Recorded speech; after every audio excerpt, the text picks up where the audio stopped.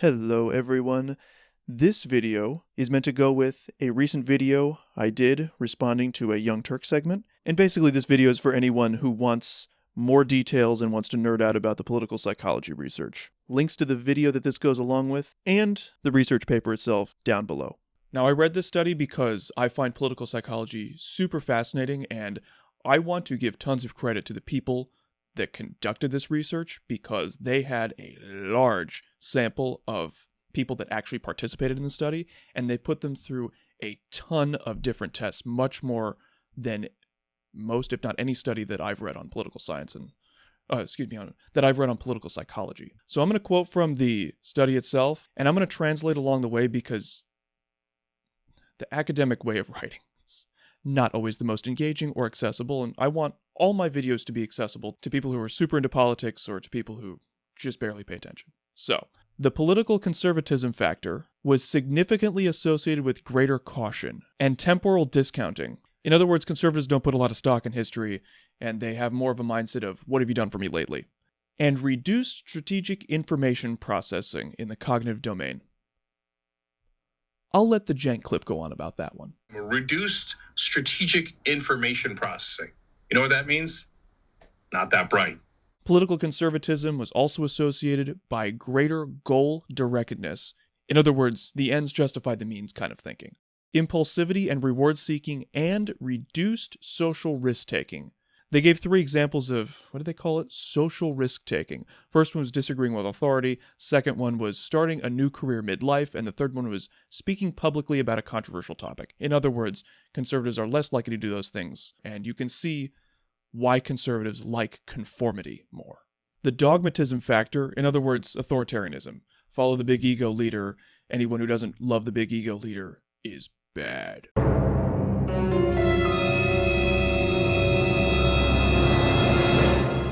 Significantly associated with reduced speed of evidence accumulation.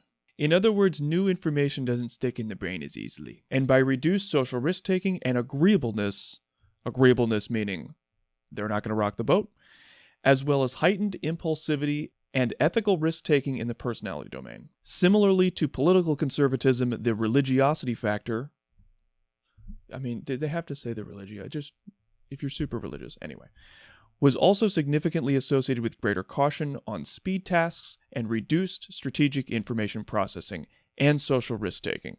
But in contrast to dogmatism, in other words, authoritarianism, and political conservatism, religiosity was associated with greater agreeableness and risk perception. I rewatched the clip, and this is actually a quote that Anna Kasparian pulled. Extreme pro-group attitudes, including violent endorsement against outgroups. Only I could think of an example of this in America. We're linked to poorer working memory, slower perceptual strategies, and tendency towards impulsivity and sensation seeking, reflecting overlaps with the psychological profiles of conservatism and dogmatism. So I wanted to emphasize that this study is not breaking new ground. It hasn't come up with any new conclusions as far as I've seen.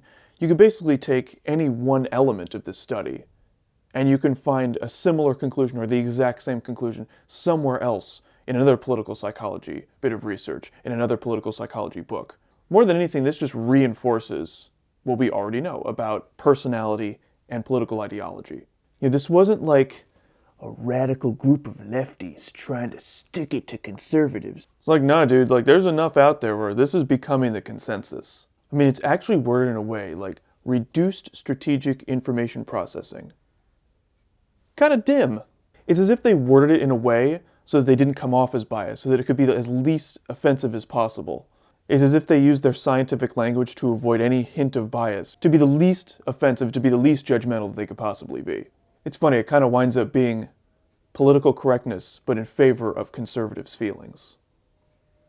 As for the real-world implications, like how you actually see these qualities take their shape, that's going to be in the other video. I didn't want to overstuff this video, okay? I didn't want to put too much in. So yeah, I think I'm done now.